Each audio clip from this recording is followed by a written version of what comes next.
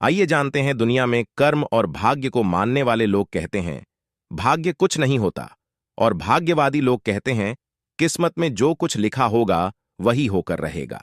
यानी इंसान कर्म और भाग्य, इन दो बिंदुओं की धुरी पर घूमता रहता है और एक दिन इस जग को अलविदा कहकर चला जाता है।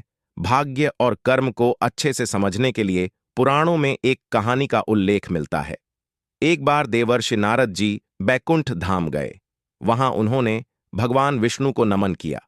नारद जी ने श्री हरि से कहा, प्रभु, पृथ्वी पर अब आपका प्रभाव कम हो रहा है।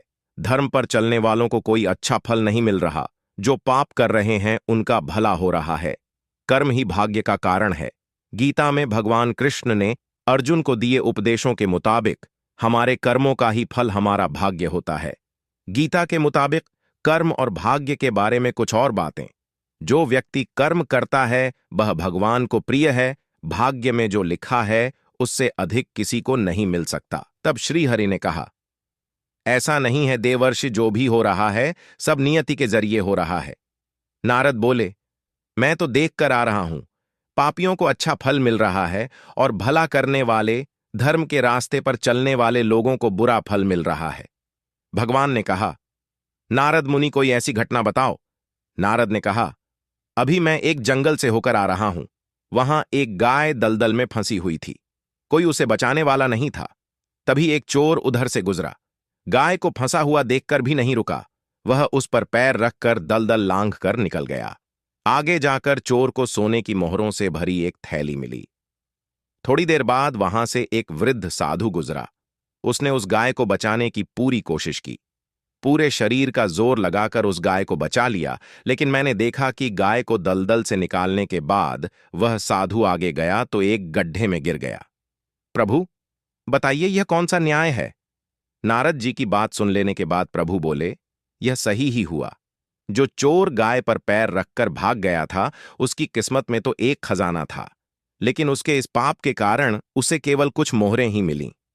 वहीं उस साधु को गड्ढे में इसलिए गिरना पड़ा क्योंकि उसके भाग्य में मृत्यु लिखी थी, लेकिन गाय को बचाने के कारण उसके पुण्य बढ़ गए और उसकी मृत्यु एक छोटी सी चोट में बदल गई। इंसान के कर्म से उसका भाग्य तय होता है। इंसान को कर्म करते रहना चाहिए, क्योंकि कर्म से भाग्य बदला जा सकता है। गीता में श्री कृष्ण कहते हैं कि मनुष्य को सदैव अच्छे कर्म करने चाहिए, क्योंकि कर्मों के क्षीण हो जाने पर भाग्य भी नष्ट हो जाता है। जिस मनुष्य का अपने कर्मों पर अटूट विश्वास होता है और जो मनुष्य अपने कर्मों पर सदा अडिग रहता है, वही मनुष्य जीवन में सफल होता है।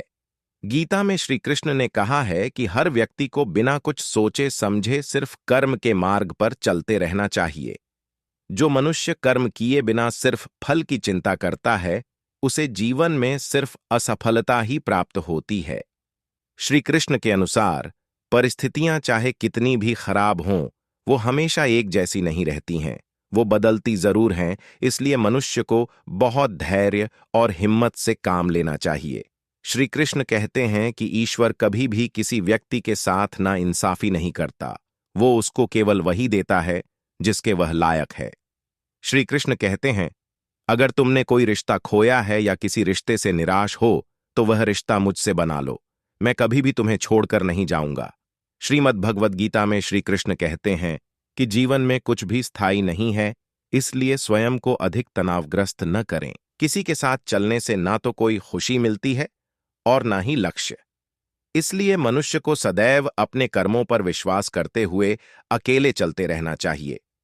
गीता में श्री कृष्ण कहते हैं, दूसरे के कर्तव्य का पालन करने से भय होता है और स्वधर्म में मरना भी बेहतर होता है।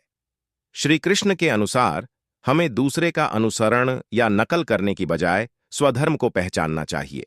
दूसरों का अनुसरण करने से मन में भय उत्पन्न होता है। श्री कृष्ण के अनुसार डर हटाने का एक ही उपाय है, और वो है अपना स्वधर्म पहचानना और उसमें जीना।